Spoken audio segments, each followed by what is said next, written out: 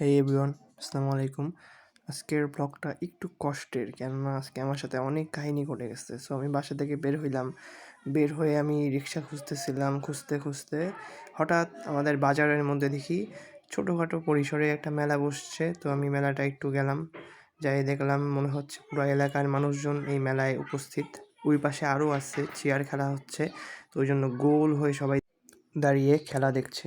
এই হচ্ছে ওই মেলার পোস্টার। তো এরপরে আমি আবার ওই মেলা থেকে বের হয়ে গেলাম রিক্সা খোঁজার উদ্দেশ্যে।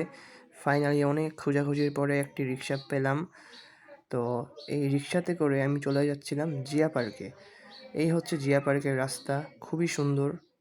তো ভাই, এই জিয়া পার্কে যাওয়ার পরে গেটের সামনে আরেক ক্যাচালে পড়ে গেলাম। এই দেখেন, জাস্ট দেখেন কি একটা অবস্থা। মানে আমি প্রায় 10-12 মিনিট ওখানে দাঁড়িয়েছিলাম টিকিট কেটে। তারপর আমি ভিতরে গেলাম। এরপরে ভিতরে যাওয়ার পরে আমার তো মাথায় হাত, মানে পুরা রাজশাহীবাসী আজকে জিয়া পার্কে হাজির। আমি ঈদের দিন বলছিলাম যে রাজশাহী ফাঁকা।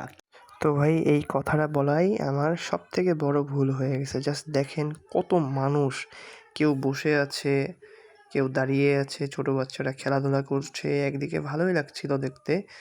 তো এরপরে আমি অক্টোপাসে উঠতে চেয়েছিলাম, তো ওই দিকেই যাচ্ছিলাম। তো যাওয়ার পথে হঠাৎ একটা জিনিস দেখলাম, এই যে এই রাস্তা দিয়ে একটা বোট উঠে যায় আর ওই দিক দিয়ে নামে, মনে হয় 4 জনের সিট। আর নিচে যখন নামে তখন সবার গায়ে পানি ছিটে যায়।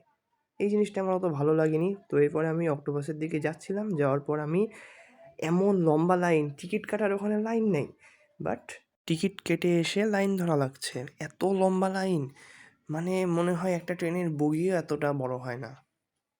প্রায় ট্রেনের 2 বগি সমান লম্বা লাইন। ভাই, আমি ওইটা দেখে আমার টিকিটের 80 টাকা পানিতে ফেলে দিয়ে বের হয়ে গেলাম আইবাঁধের উদ্দেশ্যে। ওখানে ভাই আরও দাঁড়ানোর জায়গা নাই। তারপর আর কি, সন্ধ্যার আগ মুহূর্তের যে ভিউটা নিতে চেয়েছিলাম ওইটা হয়নি। হতাশাগ্রস্ত হয়ে বাসার দিকে রওনা হলাম। আজকে খালি আমার রিক্সাতেই ঘোরা হলো। যাই হোক, আজকের ভিডিও এখানেই শেষ করছি। আল্লাহ হাফেজ, আসসালামু আলাইকুম।